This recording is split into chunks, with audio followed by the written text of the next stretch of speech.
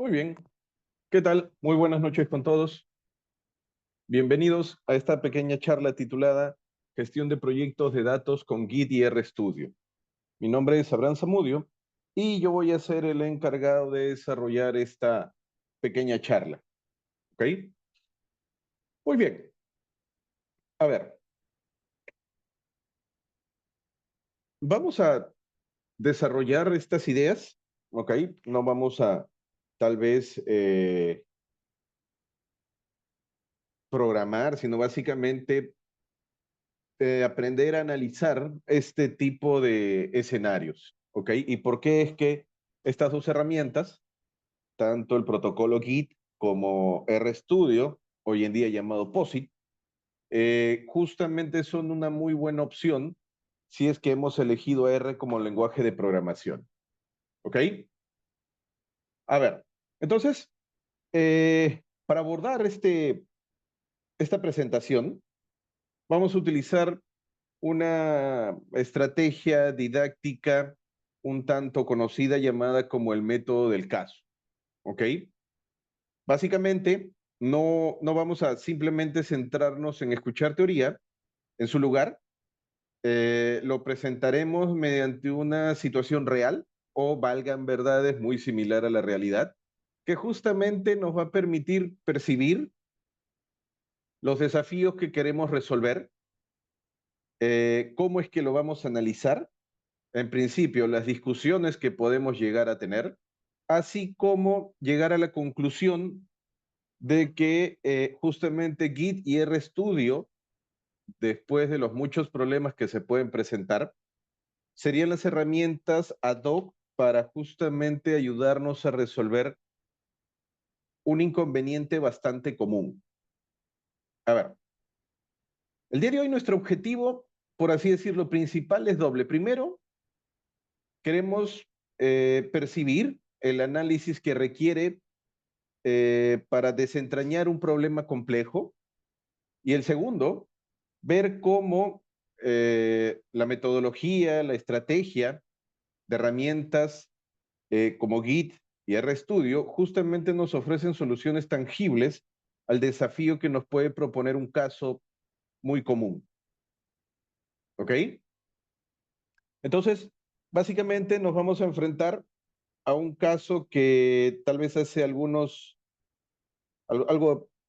algún tiempo atrás era algo bastante común cuando se comenzaba a implementar todas estas ideas de data driven dentro de las instituciones. Recuerden de que no todas las instituciones empezaron con una especie de metodología orientada a sacar provecho de los datos. Es más, tal vez en un inicio, cuando se comenzaban a hacer esos diagnósticos, las mismas empresas se daban cuenta de que sus metodologías, que tal vez servían en su momento, no eran un tanto escalables. Y eso, para toda empresa, en algún momento llega a ser un problema bastante crítico, la escalabilidad. Entonces, para lograr que la escalabilidad, por así decirlo, no sea tan cara en algún momento determinado, se tienen que contemplar justamente ciertos escenarios que permitan que justamente conforme el negocio, ya sea por el lado de los clientes, ya sea por el lado de los proveedores o ya sea por el lado de la frecuencia en la cual se van a ejecutar algunas tareas, pues sea bastante fácil resolvible mediante alguna plataforma que podamos tener. ¿Ok? Muy bien. Entonces, la idea es la siguiente. La idea es la siguiente. Imaginemos la siguiente situación, ¿ok? Cada uno de nosotros, dentro de diferentes instituciones, formamos parte de un equipo multidisciplinario, ¿ok? Ojo, esto no se subraya, no se circunscribe simple y llanamente a un área en particular, en general. No sé, banca, finanzas, logística, retail, salud, educación, en general, ¿ok? Formamos parte de un equipo multidisciplinario. Ya, perfecto. Esta organización, que valgan verdades, es algo bastante común, busca constantemente optimizar sus procesos, ¿ok? Eso, si bien es cierto, de manera clásica se veía más que todo en el sector privado, afortunadamente, creo, desde hace algunos pocos años, el sector público, no en una especie de gran envergadura, pero sí en áreas muy específicas, también están tratando de optimizar sus procesos. Entonces, eso es algo bastante transversal, por así decirlo. En consecuencia, vamos a denominar, vamos a bautizarlo como el director de operaciones, ¿ok? Este director, valgan verdades, con la mejor de las intenciones, ha solicitado un análisis de datos crítico, ¿ok? ¿Para qué? Justamente para poder identificar esos famosísimos cuellos de botella en la cadena de suministro. En este escenario, un objetivo vital justamente para la eficiencia operativa. Pero aquí es donde, por así decirlo, por su propio peso, cae o viene un gran problema, ¿ok? Lo que en principio y desde una perspectiva un tanto alejada del core de la situación, parecía una tarea sencilla, en muchísimos escenarios se convirtió en un verdadero dolor de cabeza, ¿ok? Por X razones, por el momento solo nos vamos a concentrar en estas cuatro, ¿ok? Solo nos vamos a concentrar en estas cuatro aristas. En realidad, y para no hacer tan larga esta presentación, esta pequeña charla, quité las aristas que tienen que ver con la parte social, con la parte del personal, porque eso, valgan verdades, es lo que en la práctica, en el mundo real, puede ser muchísimo más complicado de tunear o de afinar. ¿Ok? Entonces, como podemos ver en el slide, este equipo se enfrenta a un escenario de caos. ¿Ok? El equipo multidisciplinario al cual cada uno de nosotros pertenece se enfrenta a un escenario de caos. Un caos que no es ajeno a muchas oficinas modernas y que, valgan verdades, tiene ramificaciones muy concretas, además de frustrantes. Este caos lo vamos a analizar en base a estos cuatro puntos principales que vamos a ir desglosando en las siguientes diapositivas. ¿Ok? Pero ojo, acá hay que tener en cuenta de que la esencia es que la actual forma de trabajar es insostenible. Ya se llegó a un punto crítico en que la manera clásica, tal vez como la empresa se ha venido desarrollando las últimas 2 décadas, los últimos 5 años, ya es insostenible. ¿Ok? Y eso en realidad, aunque parezca mentira, hay muchas empresas del sector agrario, del sector pesca en general, del sector primario económicamente hablando del país, se enfrentaron hace recién pocos años. ¿Ok? Entonces es algo bastante real, pero para no hacer esto muy engorroso, muy aburrido, lo vamos a analizar simple y llanamente desde estas cuatro líneas. ¿Ok? A ver, hablemos o profundicemos en los desafíos que enfrenta este equipo. ¿Ok? En primer lugar, permítanme explicar un poco esta imagen, como para ponernos un poco en un contexto técnico también. Acá lo que estamos mostrando eh, es el diagrama, por así decirlo, del protocolo Git, con lo que claramente es un working directory, un directorio de trabajo que va a estar en nuestra computadora, un staging area, un local repo, un remote repo, pero acá lo importante es justamente las flechitas que están etiquetadas como Git Checkout y Git Add, ¿ok? Esas son las flechitas que en un principio uno debe de eh, tener bastante preocupación, bastante disciplina en que queden bastante claras, ¿ok? Algo que también nos muestra esta imagen, por así decirlo, es el concepto de versiones desordenadas. ¿ok? Muestra un flujo de trabajo, si bien bastante común, no optimizado, ¿ok? Entonces, eso también es algo que cuando enfrentamos la etapa de ya comenzar a resolver de una manera iterativa el problema, es algo que también hay que considerar. Esto lo he querido dejar claro en este primer slide de esta parte, justamente para ver que no es solo preocuparse por la parte del negocio, lo cual muchas veces es algo que está exageradamente claro, sino también cómo es que esa parte como la cual se ha venido llevando tal vez los últimos años en las instituciones, también puede enfrentar problemas técnicos si es que no se tiene una correcta administración del proyecto. ¿Ok? Muy bien, entonces empecemos a desarrollar cada uno de esos elementos de interés. El primero era versiones múltiples. ¿Ok? Es un clásico. Es un clásico en cualquier entorno que maneje documentos digitales. ¿Ok? ¿A cuántos de nosotros no nos ha pasado que hemos recibido correos electrónicos con archivos llamados, por ejemplo, reportefinal.xlsx? Y después de 20 minutos, reporte final versión 2.xlsx. O finalmente, en algún momento en la madrugada, reporte final-final.xlsx. O inclusive, algunas veces ya esto caía en una especie de agujero negro que le ponían reporte final definitivo, ahora sí, .xlsx. Entonces, eso es un problema. Por más de que para tal vez la mayoría de nosotros que nos ha pasado al hacer memoria, ahora ya nos cause un poco de gracia, en su momento no era algo muy eficiente, es más, inclusive ahora. Entonces, este equipo del cual pertenecemos nosotros, el cual es multidisciplinario, vivían el día a día en esa realidad, ¿ok?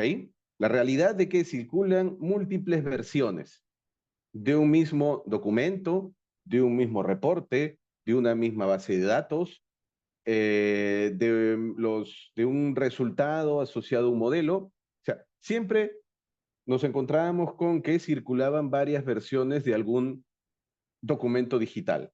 La pregunta acá es bastante común. ¿Cuál es la última? ¿O cuál es la correcta? ¿Ok? ¿Qué es lo que pasaba también en estos flujos de trabajo?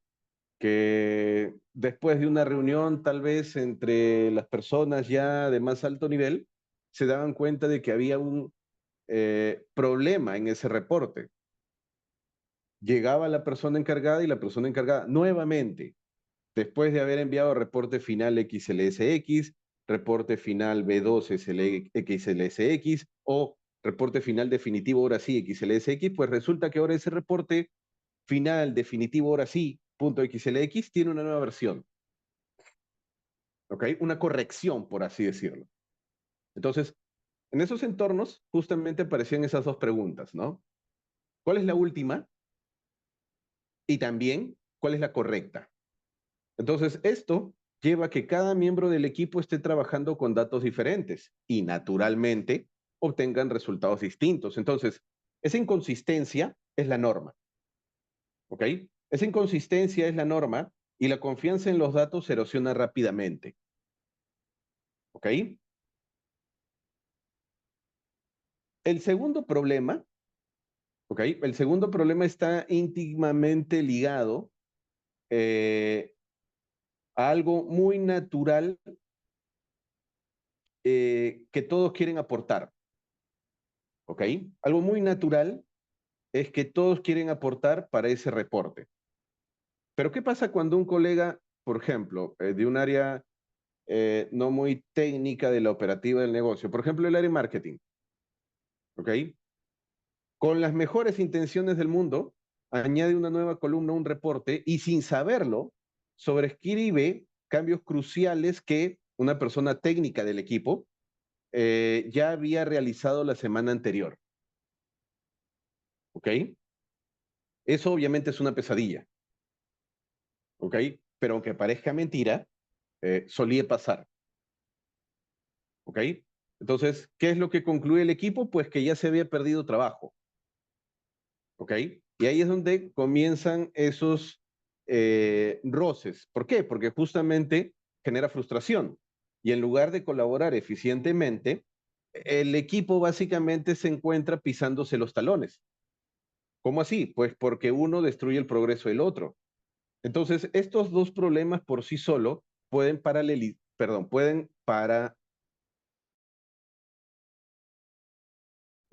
cualquier proyecto. ¿Ok? Y nuevamente hago referencia acá a la imagen. ¿Ok? Esta pequeña imagen justamente está pensada para discernir de que Git, como un protocolo de versionamiento en general de información, no solo de datos, no solo de código, eh, tiene la característica de ser un protocolo distribuido. ¿Ok? Tiene la característica de ser un protocolo distribuido. Así como Git puede trabajar en múltiples máquinas, lo que acá en la imagen podemos ver como Machine 01, Machine 02, Machine 03, así como también en esas flechitas en amarillo, sus interacciones, el Git add, el Git commit, el Git push, el Git pull, es algo muy importante de comprender del protocolo. ¿Ok? Esta pequeña imagen, por más sencilla que parezca, sirve para representar la complejidad de la colaboración sin control. ¿Ok? Podríamos utilizarla para enfatizar la falta de conexión en las máquinas si es que no hay un sistema centralizado. ¿Ok? El siguiente dolor de cabeza, también muy común, es el código perdido.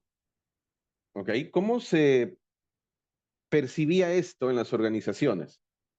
A ver, ya. Actualmente, el análisis de datos a menudo implica scripts, ¿ok? A menudo implica scripts. Ya no estamos en las épocas donde para analizar los datos pues utilizábamos C, C++ o Fortran o alguna librería como plot. ¿Ok? Ya no.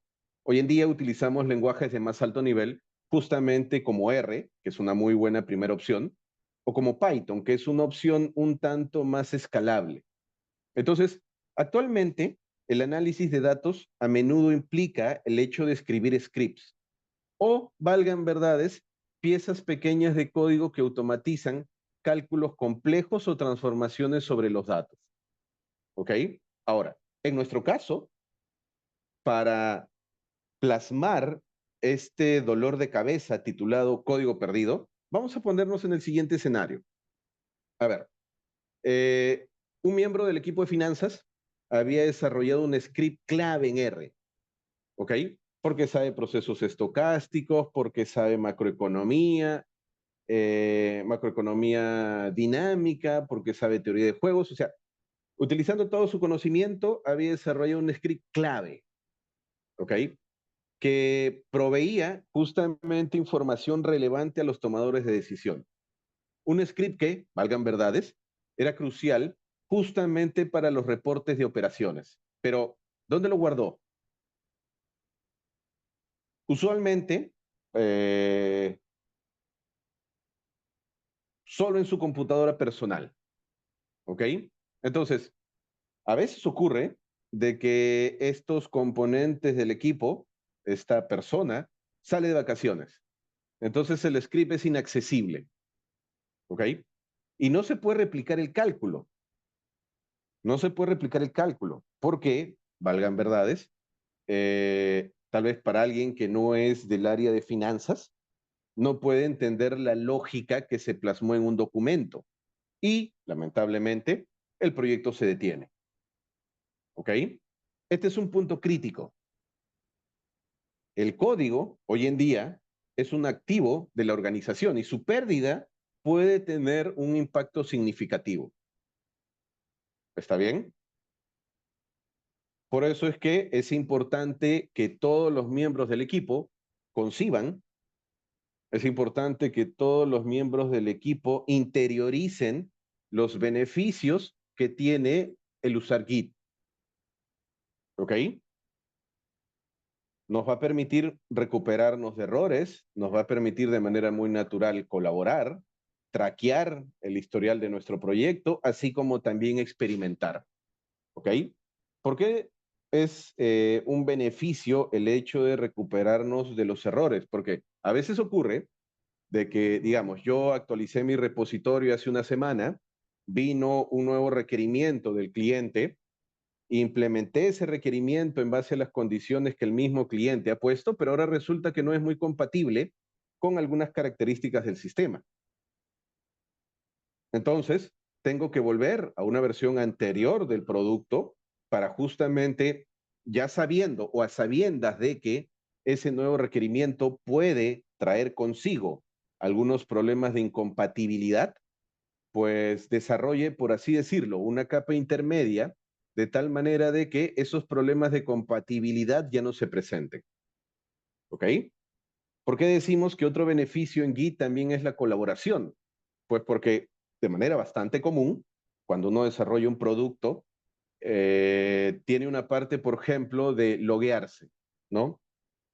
Así como, por ejemplo, cuando accedemos a Zoom, ya reconoce nuestra cuenta de usuario, o si estamos en una nueva computadora, nos pide qué forma vamos a utilizar para loguearnos en la plataforma. Otra persona se encarga, por ejemplo, de que con un simple clic yo pueda ser un coanfitrión de la sala.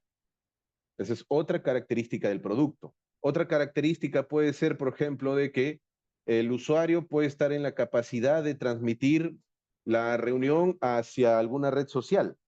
Entonces, eso está encargándose otro componente del equipo. Entonces, la colaboración es algo fundamental y es un beneficio muy, pero muy explotable utilizando Git. ¿Ok? El tercer beneficio, el hecho de traquear o tener un histórico de las modificaciones. Eso también es una característica sumamente importante.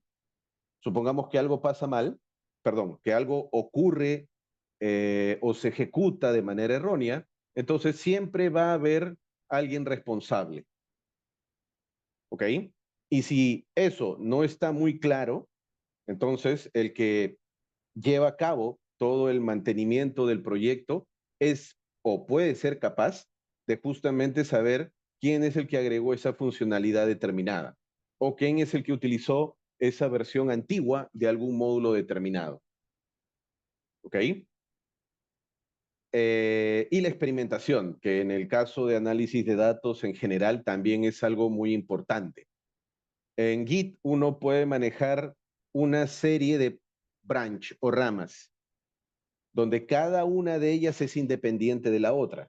Entonces, algo muy importante de conocer de este protocolo es que justamente si, no sé, Franklin tiene una idea, entonces se le puede crear una rama para que experimente, para que implemente su idea, a partir obviamente de una versión determinada del producto.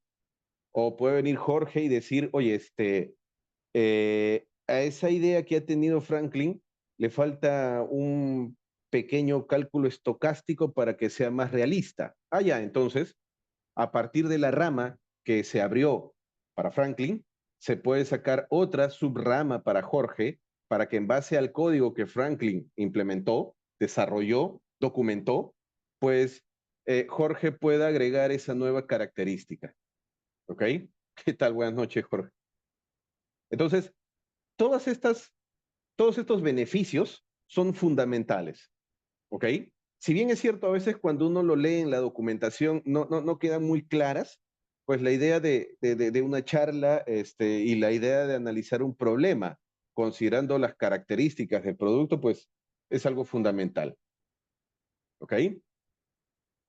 Cuarto problema, por así decirlo, la cereza del pastel, ¿ok? Eh, si es que no llegamos a tener un registro claro, conciso, preciso, prolijo de quién hizo un cambio, cuándo y por qué, esto no solo va a generar confusión y errores recurrentes, por así decirlo, en nuestro ya conocido reporte final, sino que también y eso es algo que poco a poco se va a ir generando, pues va a sembrar desconfianza entre los miembros del equipo. ¿Ok? Cuando un error aparece, es tal vez una reacción muy natural, es una primera reacción, creo, del 99.9% de los integrantes del equipo, es encontrar la persona o personas a quien se le va a atribuir. Pero ya, independiente de eso, que valgan verdades, más allá de mejorar el proceso en sí, no genera una solución pertinente, lo que más va a interesar es cómo se corrige eficientemente. ¿Ok? Claro, si es que no sabes el origen, entonces esa corrección eficiente no va a poder ser implementada, no va a poder ser desarrollada de manera rápida y dinámica. ¿Ok? Entonces es algo fundamental ello. Entonces es importante tener un historial visible que no sea pues una barrera, sino que más bien nos permita trabajar de manera eficiente y poder, valgan verdades, en algún momento rendir cuentas. ¿Ok? Muy bien, entonces ya hemos hablado de esos 4 problemas a los cuales usualmente nos vamos a enfrentar. ¿Ok? El primero, recuerden, las versiones múltiples. El segundo, la colaboración desordenada. El tercero, el código perdido. Y finalmente este cuarto, la falta de trazabilidad. ¿Ok? Todos son problemas. Todos son problemas que en algún momento uno los tiene que enfrentar. ¿Ok? Ya sea, no sé, que la base de datos no se actualiza de manera correcta en el instante correcto. Por ejemplo, ¿qué es lo que hacemos usualmente en el trabajo? Las operaciones se cierran 1 de la mañana. Ya, perfecto. Entonces, 3 de la mañana, todo el equipo de Data Engineering, en base a scripts, sin estar presentes, ya actualizó todos los sistemas de almacenamiento de datos. ¿Ok? Un S3, un Datamart, un Data Lake, ya actualizaron todos los sistemas de almacenamiento de datos para diferentes, por así decirlo, niveles de consumo dentro de la empresa, porque recuerden algo que también es muy natural, ¿no? Eh, no todos los colaboradores van a tener acceso a todos los datos, ¿ok? Entonces yo puedo tener, por ejemplo, en una simple base de datos, la información para el equipo de marketing, ¿ok? En un Datamart puedo tener toda la base de datos ya preprocesada y lista para que el área de sistemas o el área de desarrollo la pueda explotar.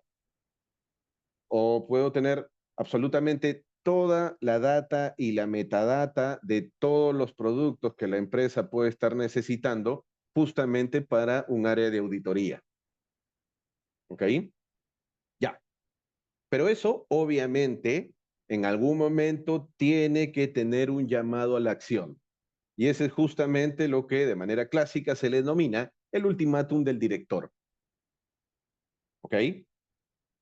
La declaración del director y las preguntas para reflexión individual. ¿Ok? Ahora, como era de esperar, toda la situación que ya hemos venido desarrollando ha llevado a una frustración considerable por parte del director de operaciones. ¿Ok? El hombre estaba acostumbrado, es más, hace nomás un par de años, una empresa grande del sector agrícola, justamente para poder ser proveedor de una empresa europea, le pedían ciertos requerimientos. Un requerimiento crítico para ellos fue que muchas veces, no, perdón, su manera de trabajar era simple y llanamente en cada, por así decirlo, sector de acopio, donde llegaban eh, agricultores con 20, 30, 5, 2 camioncitos, lo anotaban en papel y luego mandaban la foto a una secretaria, la cual digitaba eso y a partir de esa información, al final del día, y valgan verdades, después de que esta persona lograba digitalizar toda esa información, recién se podía tener el diagnóstico de cuál era la situación de los productos que ya habían entrado o que por lo menos iban a entrar al almacén. Entonces era un problema, bueno, para ellos era la realidad. Habían estado trabajando así por más de 2 décadas, pero justamente para ser proveedores de esta empresa alemana, les exigían, como parte de los procesos internos, que todo sea digitalizado y todo sea accesible en tiempo real mediante un dashboard. Entonces, no es algo, todos estos problemas que ya hemos mencionado, no es algo antiguo en realidad. Todavía hay nichos de mercado que presentan esos inconvenientes.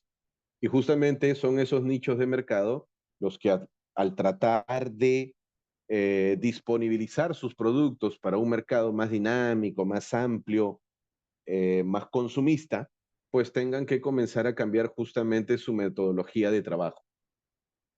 ¿Ok? Entonces, este director de operaciones ya encuentra frustrante el accionar o la forma de accionar de su equipo. Y con razón, ¿no? Porque esos errores, esa ineficiencia y en consecuencia esa falta de confianza, hoy en día ya no son tolerables en un entorno empresarial. ¿Ok? Por eso es que el director ha dado este ultimátum bastante claro, ¿no? Necesitamos una forma de gestionar nuestros archivos, nuestro código, nuestros reportes de una manera más ordenada, de una manera más colaborativa, para lo cual necesitamos afrontar ello mediante un proyecto de análisis crítico. Y aquí es donde justamente va a entrar ese equipo multidisciplinario. ¿Ok? Ha sido un equipo que ha sido elegido justamente para proponer una solución y lo más importante, para demostrar su propia eficacia. ¿Ok? Para demostrar su propia eficacia. Por eso es que desde un inicio la idea era un equipo multidisciplinario, ¿no? Alguien que conozca el core del negocio, alguien que, por ejemplo, en el caso, por así decirlo, de una empresa agrícola, tenga conocimiento de la norma, desde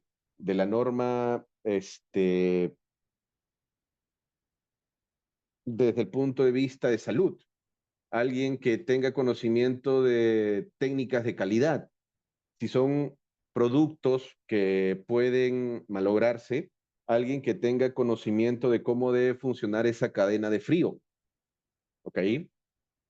Alguien que, por ejemplo, tenga conocimiento del tamaño de los envases. O sea, hay muchísimas cosas, ¿ok? En este momento, y de manera bastante común, es donde este equipo multidisciplinario se toma un tiempo, muchas veces bastante extenso, para reflexionar, primero de manera individual, ¿ok? Sobre estas 5 preguntas, ¿ok? Pero ahora, piensen en estas preguntas a la luz de la experiencia que va a tener cada uno de ustedes, porque nuevamente, si es que están en este equipo, es porque su conocimiento, su expertise, su know-how les va a permitir analizar desde su perspectiva justamente todos esos problemas que ya hemos mencionado. ¿Ok? Ahí es donde cada uno de los integrantes de este equipo multidisciplinario va a anotar sus ideas, ya que van a ser la base de todo el trabajo en equipo. ¿Ok? Y las preguntas son bastante naturales, ¿no? ¿Cuáles son los principales problemas que le enfrenta el equipo o que enfrenta el negocio? ¿Qué riesgos se derivan de esta situación? ¿Ok? Si cada uno de los integrantes del equipo fuera el director, ¿qué cambiarías de manera inmediata?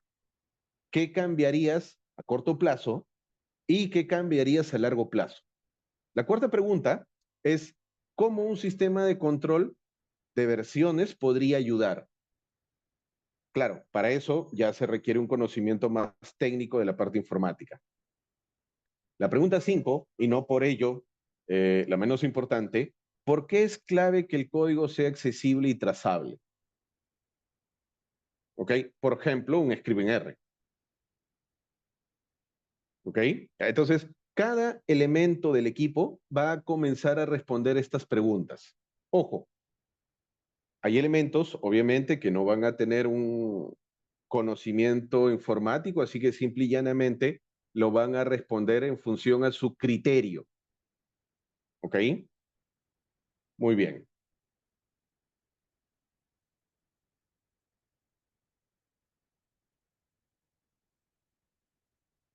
Entonces, aunque bueno, antes de esto, a ver, una vez que cada elemento del equipo ya interiorizó, ya digirió estas preguntas, entonces el equipo tiene que hacer un análisis en grupo, tiene que compartir sus perspectivas, ¿ok? Tiene que compartir sus perspectivas. En ese momento, el objetivo va a estar bien claro, ¿ok? O, valgan verdades, los objetivos van a estar bien claros y valgan verdades va a ser muy natural para todos los elementos del equipo. ¿Cómo así? Lo primero es que cada uno comparta su análisis individual sobre el caso. Claro, aquí vamos a ver que cada uno va a tener una perspectiva única que enriquecerá la discusión. Acto seguido, van a trabajar juntos para discutir a fondo las preguntas orientadoras. Van a buscar llegar a un consenso sobre cuál es el problema central, las implicaciones y lo más importante, cuáles podrían ser las soluciones generales que propondrían al director. Finalmente, se debería de preparar una breve presentación de no más de 5 minutos en la cual el equipo logre exponer cómo ha identificado el problema principal, que obviamente ya han logrado consensuar, así como también las ideas claves de solución que el grupo propone. ¿Ok?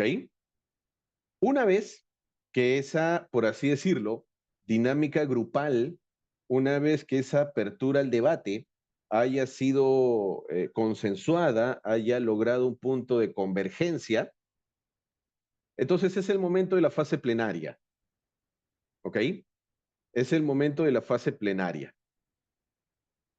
Y ahí es donde comienzan a mostrar su importancia cada una de las herramientas, ¿ok? A ver, hasta este punto ya el equipo ha hecho un excelente trabajo identificando los problemas del caso, ¿ok? El caos de las versiones, la sobreescritura, el código perdido, la falta de trazabilidad. Entonces, para ello, afortunadamente, ya existe una herramienta que resuelve esto de manera directa. Resuelve todos esos problemas directamente. Y eso es Git. ¿Ok?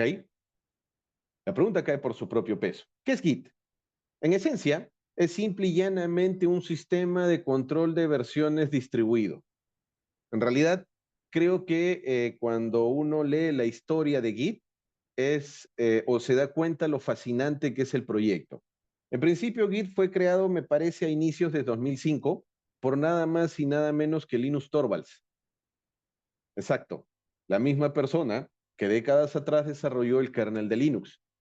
Y por así decirlo, lo que utilizamos prácticamente en más del 95% de todas las herramientas que usamos al día de hoy. ¿Ok? Así sea que tengas un Android, un iPhone, todo eso está basado en Linux.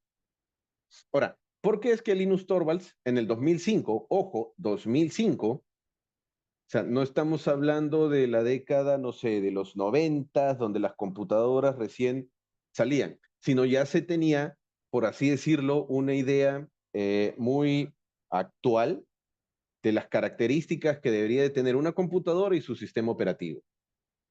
¿Por qué lo hizo? Pues simple y llanamente porque necesitaba una herramienta que gestionara de forma eficiente la colaboración de miles de desarrolladores en un proyecto global y complejo. ¿Ok?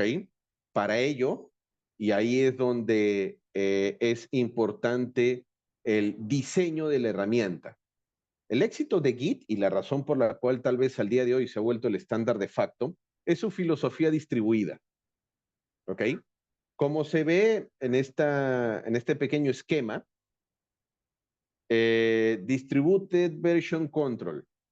Cada desarrollador tiene una copia completa del repositorio. Eso de ahí, aunque parezca mentira, hace que el protocolo sea robusto y flexible. Entonces, ¿qué es lo que hace Git o qué es lo que hace de Git una herramienta tan especial?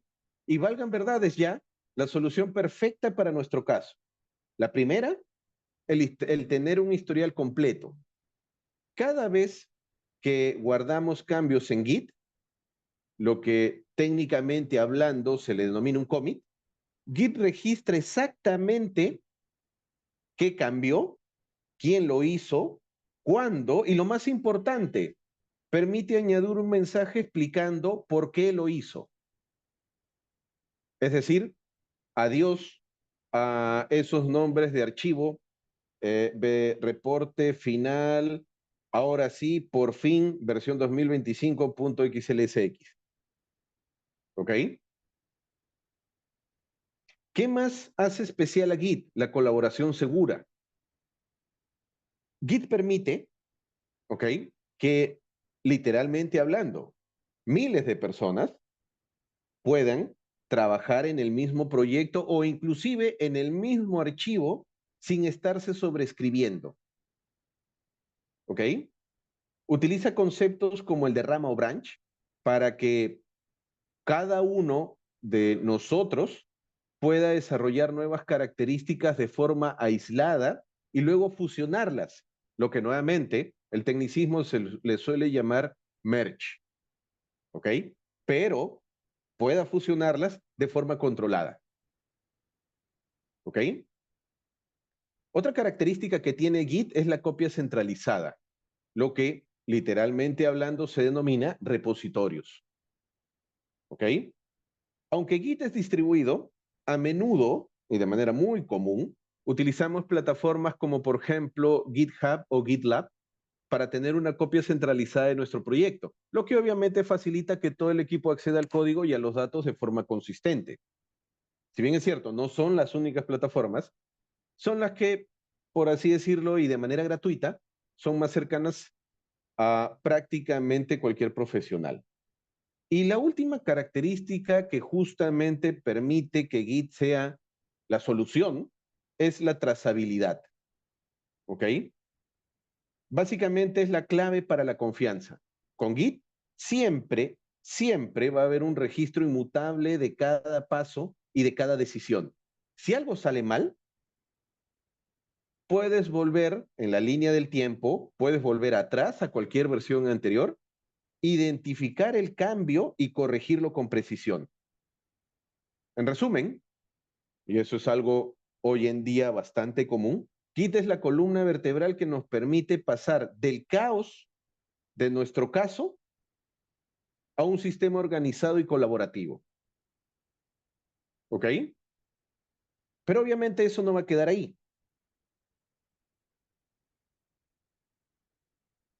La siguiente etapa, ¿ok? Y esto en vista que ya tenemos a Git para organizar nuestros archivos, nuestra colaboración, es la de tener un entorno donde podamos hacer el análisis de datos de forma eficiente y valgan verdades reproducible. Y eso es justamente lo que es RStudio, al día de hoy llamado POSIT, por la empresa que compró a esta empresa RStudio. ¿Okay? RStudio no es solo un software.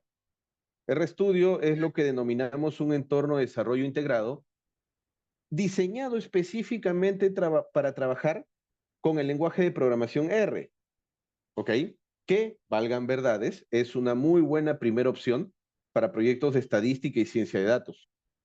Su propósito es el de justamente resolver el problema del código perdido, resolver el problema de la falta de reproducibilidad que hemos visto en nuestro caso.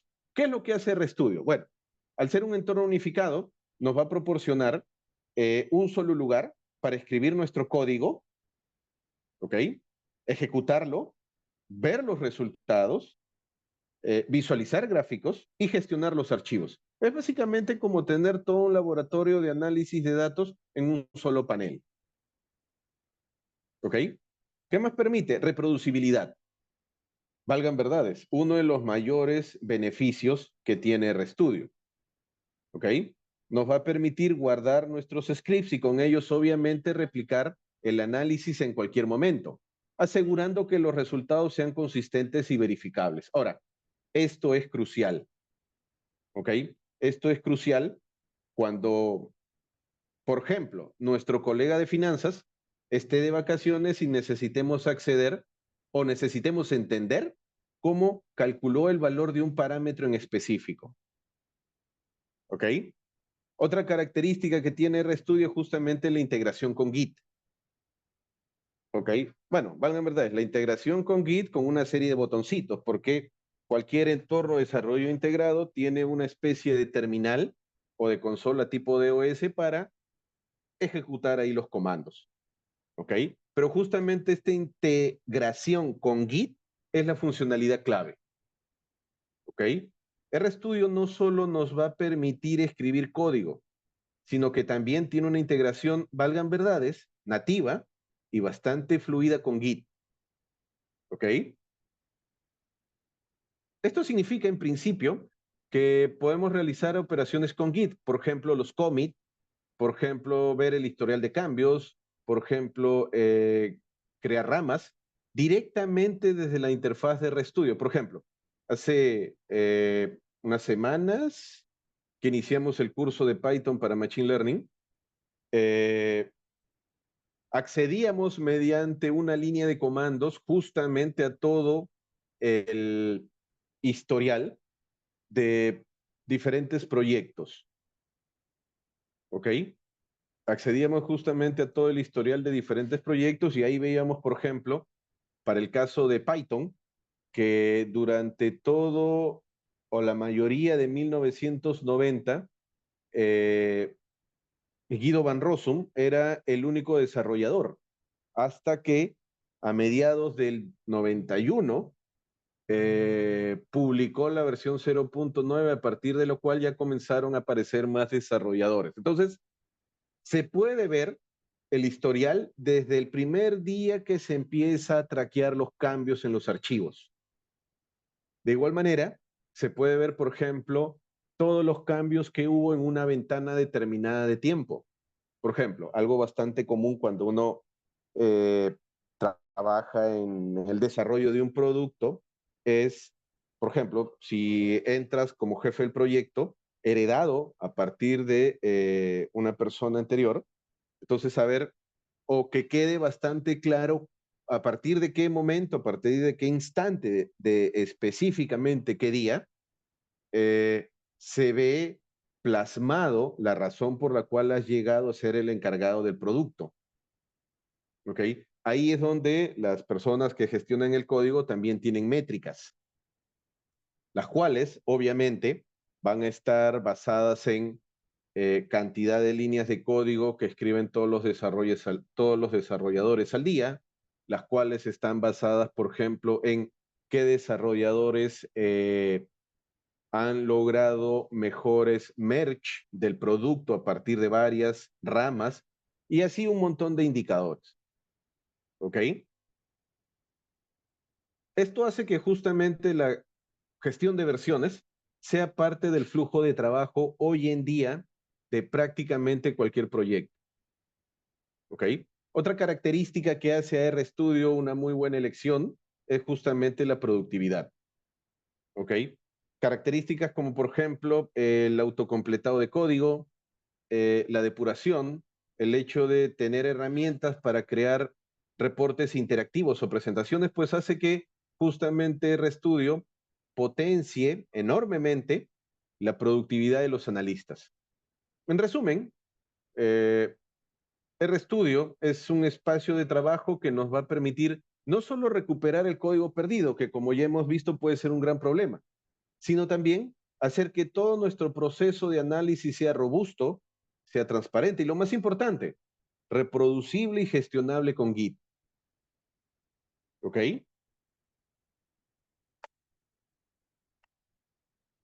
Muy bien. Bueno, eso es lo que les quería comentar el día de hoy. No sé si tendrán alguna consulta. Sería el momento.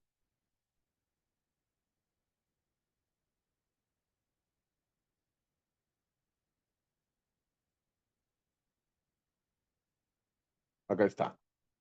En cuyo caso, quisiera mencionarles que justamente con Educatec Perú Consultores estamos abriendo un curso justamente de RStudio, ¿ok? Que por lo que veo ya inicia, a ver, ¿qué día cae? ¿14? Este sábado.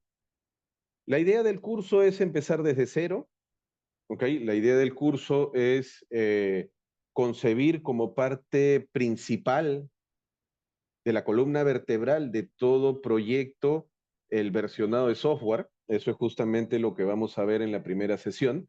Y a partir de ahí vamos a desarrollar, por así decirlo, la mayor cantidad de herramientas y características que puede tener R como lenguaje de programación justamente para analizar datos.